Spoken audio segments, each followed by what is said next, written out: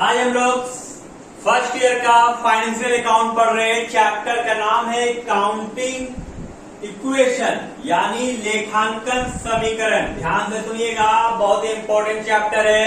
यदि आप ध्यान से नहीं सुनिएगा और नहीं देखिएगा तो आपको समझ में नहीं आएगा। बहुत सारा यूनिक तरीका आपको हम बताएंगे, बहुत ही आसान तरीका बताएंगे क्वेश्चन को सॉल्व करने के लिए, और ध्यान से देखना है तभी आप समझ पाइएगा।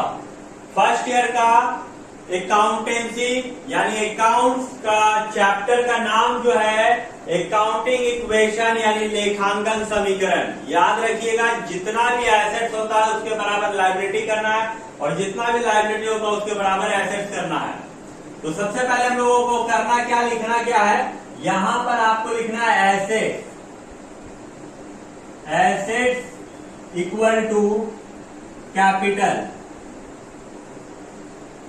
Plus liability. ये होता assets equal to capital plus liability.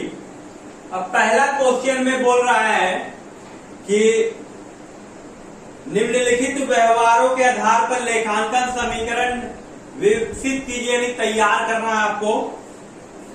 पहले में बोल रहा है Mukesh started business with cash. देखिए मुकेश जो है वो स्टार्ट किया है नगद से, तो नगद से क्या तो कैश से क्या हो तो क्या एंट्री हो, cash account debit to capital account. तो यहां पर लिखेंगे न्यू ट्रांजेक्शन, एक नंबर पॉइंट में यहां लिखेंगे न्यू ट्रांजेक्शन। यहां पर सबसे पहले कैश हो जाएगा और यहां पर कैपिटल। कितना रुपया से स्टार्ट किया बिजनेस, वो बिजनेस स्टार्ट किया है 5 लाख रुपया से, तो न्यू ट्रांजेक्शन जो है वो आपका 5 लाख का हो गया। यहां भी 5 लाख, ये पहला खत्म हो गया। जब दूसरा पॉइंट हम लोग सॉल्व करेंगे ना तो पहला पॉइंट को उतारना पड़ता है, यानी यहां पर हो जाएगा कैश बराबर कैपिटल। यहां लिखा आएगा ओल्ड इक्वेशन, फिर हो जाएगा न्यू ट्रांजेक्शन और फिर हो जाएगा न्यू इक्वेशन। देखिए ओल्ड इक्वेशन जो आपका पहले था उसको उतार देना है। कितना रुपया था 5 लाख और यहां भी 5 लाख, क्योंकि जितना एसेट्स होगा उतना लायबिलिटी आपको करना है। दूसरा पॉइंट में बोल रहा है परचेज फर्नीचर फॉर कैश, नगद फर्नीचर खरीदे। यदि हम नगद फर्नीचर खरीदेंगे तो मेरे पास फर्नीचर आएगा और मेरे पास से क्या जाएगा, मेरे पास से पैसा जाएगा।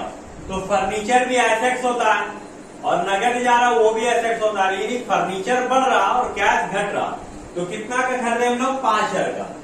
तो देखिए यहां पर आपको प्लस करना है, फर्नीचर लिखना, और ओल्ड इक्वेशन में तो नहीं है, लेकिन न्यू ट्रांजेक्शन में बोलता है 5,000 का फर्नीचर खरीदे तो नगद खरीदे तो 5,000 कैश घट जाएगा और मेरे पास क्या बढ़ जाएगा, फर्नीचर कितना का 5,000 का। कैपिटल में कोई परिवर्तन नहीं हुआ, इसलिए उसको हम लोगों को कुछ नहीं करना है। अब यहाँ पर आपको सॉल्व करना है। 5 लाख में 5,000 चला गया फर्नीचर के लिए तो बचा 4,95,000 और मेरे पास 5,000 का फर्नीचर आ गया और इक्वल टू दे देना है और कैपिटल जैसे था वैसे ही उतार देना है 5 लाख का। तो इस तरह करके पहला क्वेश्चन आपका सॉल्व हो गया है, एसेट्स इक्वल टू लायबिलिटी। अब हम लोग दूसरा क्वेश्चन में चलते हैं, तो चलिए दूसरा क्वेश्चन सॉल्व करते हैं। 3-4 क्वेश्चन जब तक आप सॉल्व नहीं कर लीजिएगा तब तक आपको समझ में नहीं आने वाला। तो वीडियो को स्किप एक भी जरा मत कीजिएगा, शुरू से अंत तक जरूर देखिएगा, उसके बाद क्वेश्चन को सॉल्व करने का कोशिश कीजिएगा। क्वेश्चन नंबर 2 में हम लोग आते हैं। क्वेश्चन नंबर 2 को पहले पढ़ते हैं, करना क्या है। तो क्वेश्चन नंबर 2 में बोल रहा है so accounting equation for the following.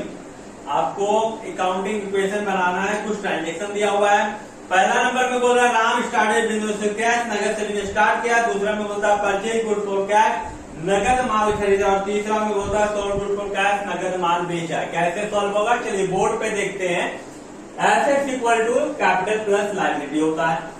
तो पहला 1 नंबर में होगा न्यू ट्रांजेक्शन, न्यू ट्रांजेक्शन बोला है जो राम हो नगद से बिजनेस स्टार्ट किया 1 लाख रुपए से, तो मेरे पास क्या आएगा, कैश आएगा, और यहां पर क्या हो जाएगा, कैपिटल हो जाएगा। कितना रुपया है न्यू ट्रांजेक्शन में, पहला 1 लाख इक्वल टू यहां भी 1 लाख, ये आपका उतर गया। अब उतारना है दूसरा वाला ट्रांजेक्शन, यानी दूसरा सॉल्व करना है, तो पहले ओल्ड इक्वेशन बोल के लिखना है। ओल्ड इक्वेशन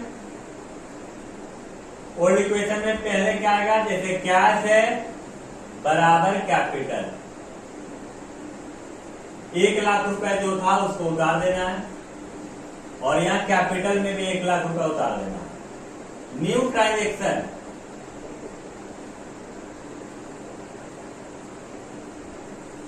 अब यहां न्यू इक्वेशन बनेगा। तो चलिए हम लोग देखते हैं कि क्या होता है दूसरा कंडीशन में। दूसरा नंबर टॉपिक में बोला नगद माल करेंगे, नगद माल कर दे, नगद माल कर दे तो आपके पास से क्या जाएगा, पैसा जाएगा, और आपके पास माल आएगा नहीं, स्टॉक बढ़ जाए। तो स्टॉक भी एसेट्स होता है और कैश भी एसेट्स होता है। तो स्टॉक बढ़ेगा तो यहाँ प्लस का चिन्ह देंगे, स्टॉक लिखेंगे। ओल्ड वाला में तो नहीं था।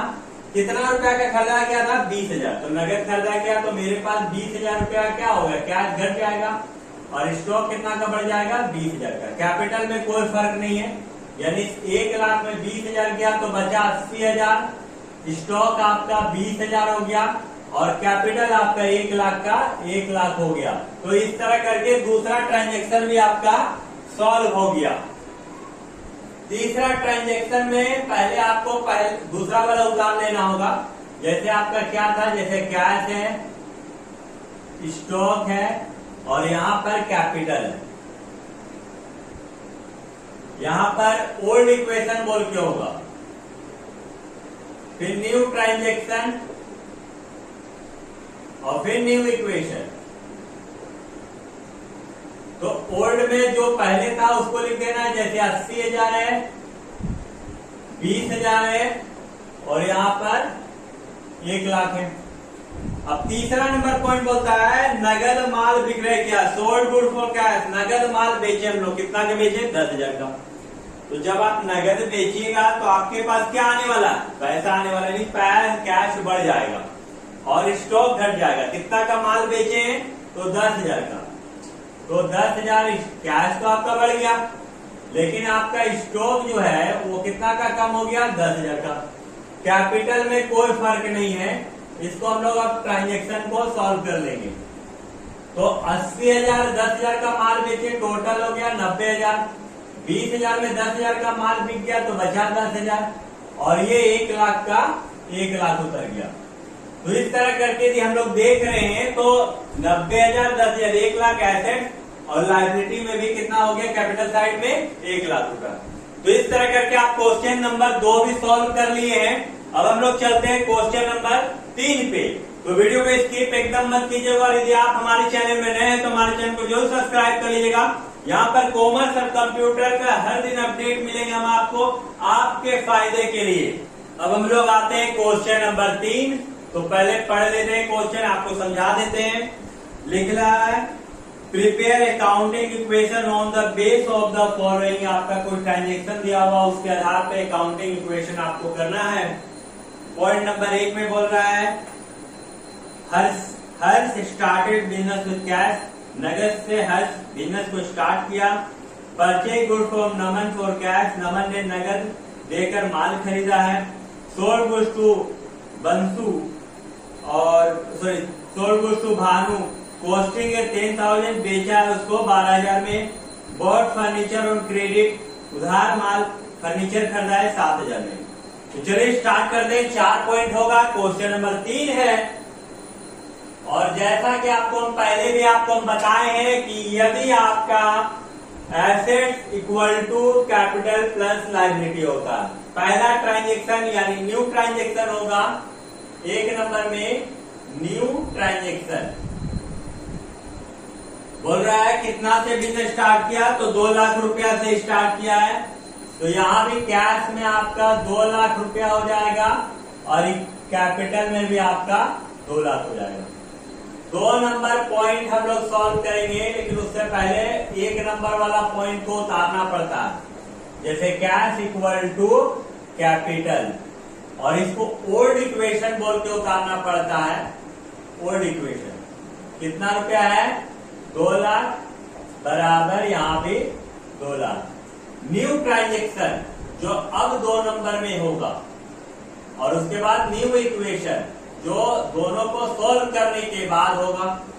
अब यहाँ 2 नंबर पॉइंट, तो यहाँ पर 2 नंबर में बोल रहा है नयन से रोकड़ देकर माल खरीदे, यानी हम लोग नयन को पैसा दिए 40,000 रुपया माल खरीदे हैं, तो नगद खरीदे हैं मतलब कैश घट गया और स्टॉक बढ़ जाएगा। तो हम लोग यहाँ पर क्या करेंगे? स्टॉक को बढ़ा देंगे।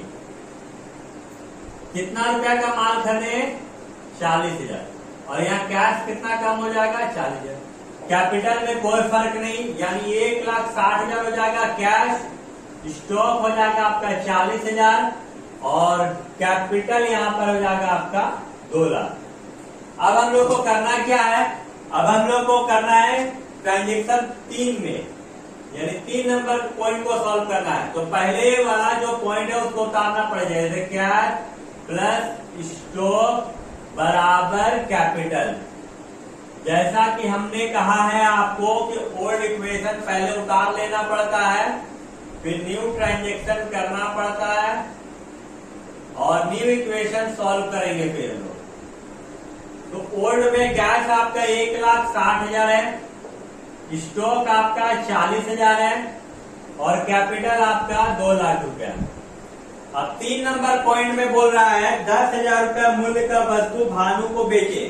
तो भानु को बेचे हैं 10,000 के सामान को 12,000 में, यानी हम 10,000 में खरीद के लाए, भानु को 12,000 में बेच दिए, तो 2,000 रुपया का प्रॉफिट हुआ। और क्या हुआ? मेरा माल कितना का कम हुआ? 10,000 रुपया का। माल कितना का कम हुआ? 10,000 रुपया का।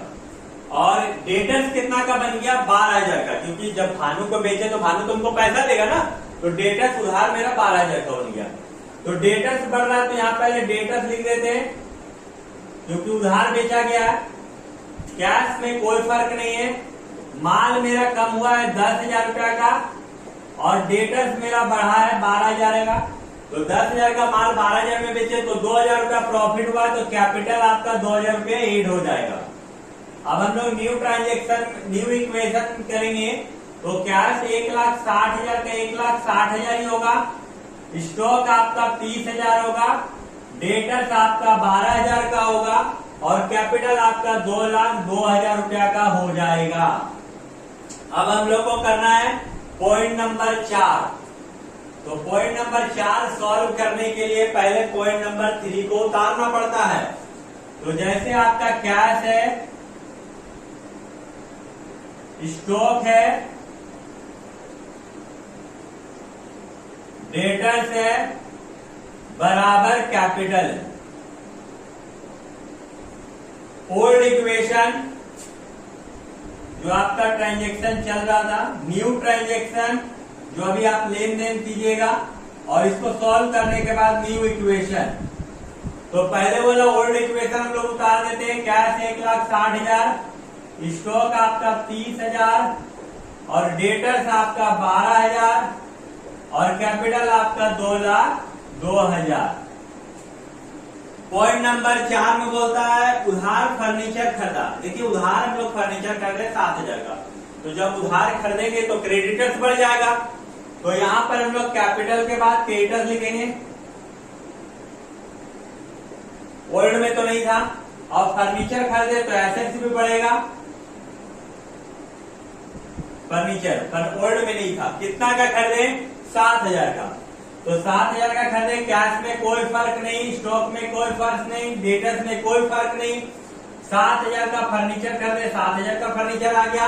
कैपिटल में कोई फर्क नहीं, लेकिन उधार खरीदे थे तो मेरा क्रेडिटर्स बढ़ गया, यानी लेन हमको पैसा देना है, वो लायबिलिटीज बढ़ गया। कितना का? 7,000 का। अब इसको सॉल्व कर लेते हैं। कैश 1,60,000, 1,60,000 आएगा, स्टॉक 30,000 का 30,000, डेटर्स आपका 12,000 का 12,000, और फर्नीचर आपका 7,000 का 7,000, कैपिटल आपका 2 लाख 2,000 का 2 लाख 2,000 और 7,000 रुपया आपका क्रेडिटर। तो इस तरह करके आप क्वेश्चन नंबर 3 भी सॉल्व कर लिए। ध्यान से एक बार समझ लीजिए, क्वेश्चन नंबर 1, 2 और 3 तीनों इसी वीडियो में आपको मिलेगा। यदि आप हमारे चैनल में नए हैं तो हमारे चैनल को जरूर सब्सक्राइब कर लीजिएगा। यहाँ पर कॉमर्स और कंप्यूटर का आपको नॉलेज भरपूर मिलेगा, जो आपको कहीं भी जाने की जरूरत नहीं है।